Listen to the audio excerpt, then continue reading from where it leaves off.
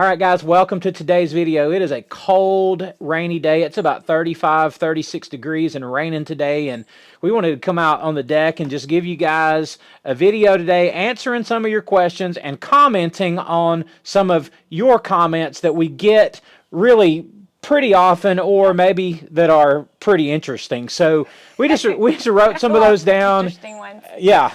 And so we just wrote some of those down, we brought them out, and we want to speak to some of the things that you guys are asking about. So that's what we're going to do with you today.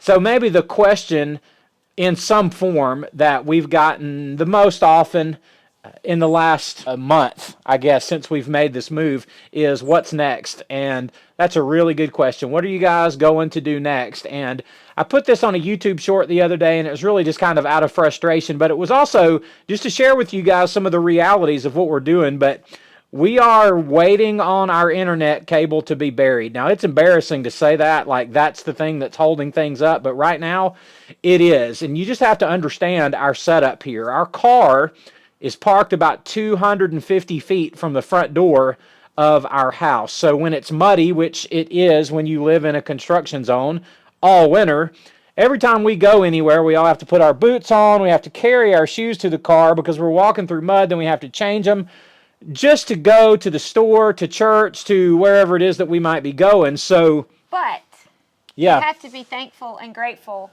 for rubber boots that keep your feet dry. And we do have rubber boots. We do. We have 5 pairs of rubber boots, so we are glad about that. But it's not just that there's a cord or an internet cable crossing our driveway. It's crossing the entire front of our house, between our house and where our nursery is going to be. And a good chunk of that, including an area up here by the house, is going to be graveled in, and we can't do it until this cable is out of the way. We're working with our internet people. I'm calling them every day. Once we get that done, the plan is then I have a guy on standby to come do it. We've got about 12 or 13,000 square feet that we're going to cover out here in gravel, and that's going to make it so we can really hit the go button here getting into spring on building more shade houses and really start piling the plants in here to sell, getting ready to spring. We're going to bring you along and show you all that as we go. Another question we've been asked a couple of times has to do, totally unrelated, but these questions and answers aren't really necessarily related, but it has to do with winter propagation of plants. You guys have seen us propagating green giants in the winter, and we have taken our dappled willow cuttings, our hydrangea cuttings, and maybe 2 or 3 other plants that we do hardwood cuttings. And hardwood in this world just means dormant wood, like winter wood, and what we're doing with those. So we're going to be showing you guys some propagation things coming up, but we have thousands of green giant cuttings to make. We have something unique that I want to try and even expand on with our limelight hydrangea cuttings, the ones that we brought from our other house. And I really can't wait to show you guys all of that. We haven't done it yet, so we're showing you the stuff as we go, but there's going to be a lot more coming up on winter propagation. If you're working on something winter propagation wise right now, all you need to be doing right now, while it's still cold and while there's no really near imminent sign of warm up, you just need to be getting your hardwood cuttings stuck into whatever mixture you're going to be sticking them in your sand, in your potting soil, whatever you're propagating in, and you just need to get them set there, and you just really need to forget them other than keeping them wet if you don't get any rain. So keeping them moist, and for now, that's all you need to be doing, and as soon as you start getting warm weather, you got to get those things in the shade. That sounds like a good plan. Heavy dirt farm. Do you have anything to add to winter propagation? Nope. Not a word. Not a word. It's cold. It's winter. All right, next question. So another topic that came up in our comments and on one of my posts this week was about YouTube Shorts, and what is the deal with YouTube Shorts? Well, the fact that you are watching this tells us in some way that you're interested in YouTube. So what Shorts are is they are 60-second or less videos in length, and YouTube is pushing that. They want more and more shorts. They're trying to compete with Facebook and Instagram Reels and with TikTok in these 15, 20, 30, 50-second long video clips. And starting February the 1st of this year, so right now, they are beginning to monetize those. What does that mean? It means that YouTube is going to be flooded, and I mean absolutely flooded, with YouTube Shorts. Now, the good thing about YouTube Shorts is if you don't like them, you don't have to watch them, like, ever.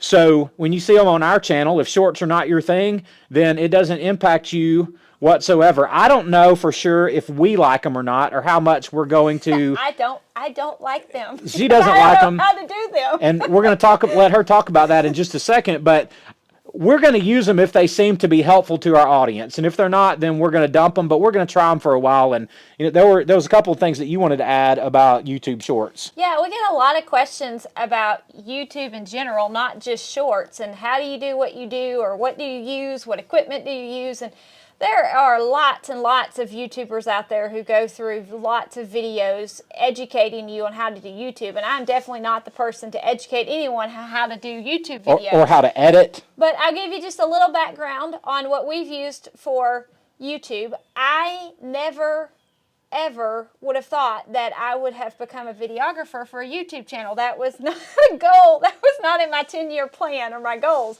or even on a bucket list of mine. But that's kind of where I've ended up, and I'm learning as I go. And when we started just with an iPhone in our backyard, and it had no mics, it had no audio, it was just an iPhone. And we hit record, and we started making videos, Yeah. and we found that people started watching them. So then we've started to try to learn how to improve some of our abilities, and I've been trying to learn some myself. And since then, we have upgraded then to a GoPro camera, which if you are just starting out, GoPro cameras are great. Just to buy an older model, and they still work great. We use it for B-roll, we use it for all kinds of things. It was our primary camera for a while until recently we bought a new Nikon camera, which actually gives us a little picture screen. We can actually see ourselves for the first time. We're not guessing. To y'all, and it's pretty amazing. But I'm also having to do video tutorials and ways to learn how to use the camera. But I will give y'all a tip that I've learned recently that was really awesome, and it comes from this little black box. Another YouTuber gave me this tip. This is called a portable charging station, and all this is a big battery.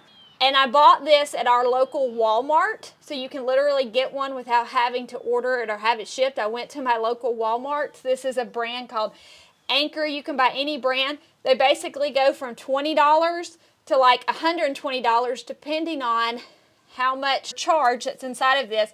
But we are able to, when you are videoing and you're outside a lot like we are, we found that camera batteries start to run low on us. And when they start to run low, we can use this battery and plug them up. So there's your YouTube tip of the day.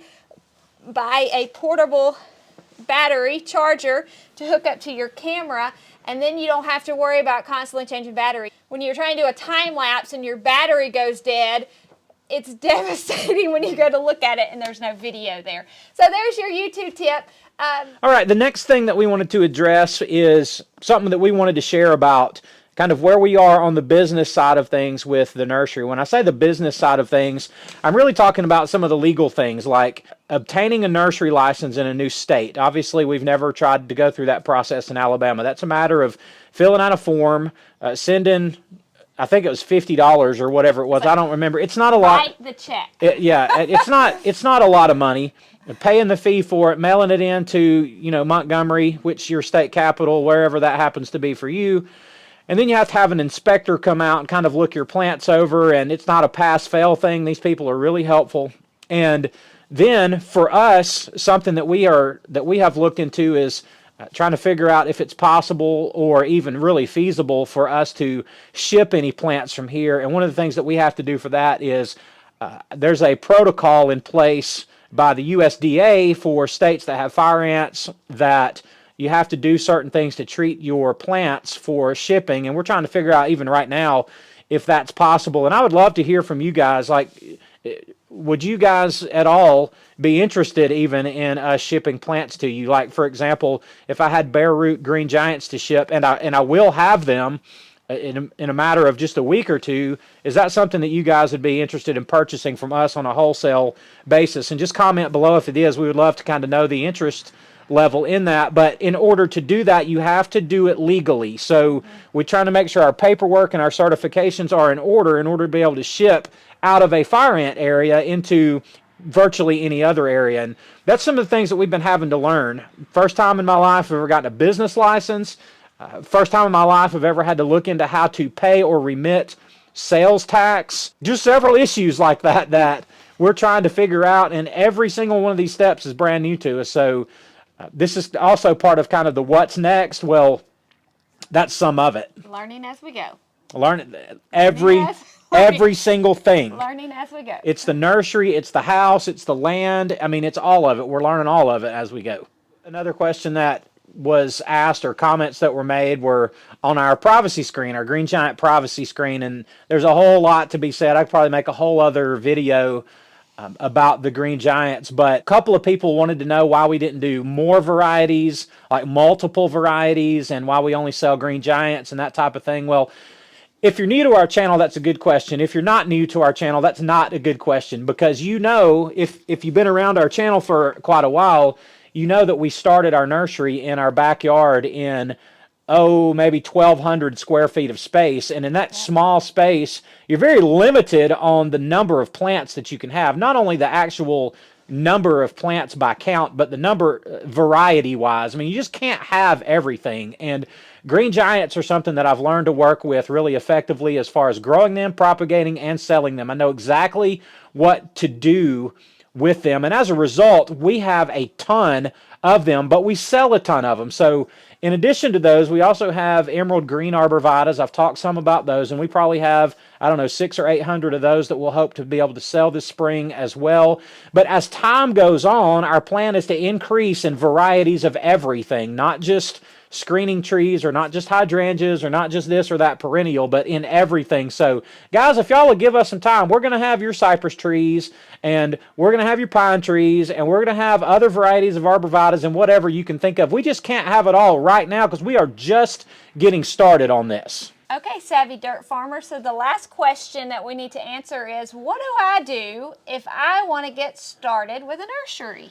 Now, really, some of my favorite comments and questions that I get from people that say, I'm 72 years old, I would love to start a little nursery, I have a passion for it, I have space for it, or somebody who says, you know, I hate my job and I'd love to start a nursery. And I get these emails and these comments all the time, and they are among my favorite. And one of the hardest things about starting a nursery is starting your nursery. Now, I'm not being facetious or weird when I say that, but you have just got to get started. Do something. When you take the first step, it will force you to take the second step. For example, if you buy in a bunch of plants, well, you just spent $200, $300, $400, $500 or $5,000 or whatever you want to spend. When you spend some money on plants, unless you've just got money to burn, and I'm assuming that you don't, it's going to force you then to deal with them, to pot them, to fertilize them, to care for them, to grow them, and ultimately to sell them. So you just need to take a step in getting started. Get yourself some ground cover. Find yourself some pots. Get your potting soil situation figured out. Get you some baby plants and start taking steps to acquiring plants so you can grow them. But you've got to get moving. If you're just sitting there mulling it over and thinking and thinking and thinking and trying to work up the perfect plan, it's never going to happen. You have to start taking steps. And the sooner you do that, the faster you'll get the ball rolling, and the more momentum you'll create, the faster. And I can't encourage you enough if this is something that you're wanting to start yourself. Okay, guys. We are so thankful every week for all of you who watch our videos and who are cheering us on with such positive comments. I thank you so much for all of your well wishes and treasure all of them. We love y'all, and we'll see you on the next one.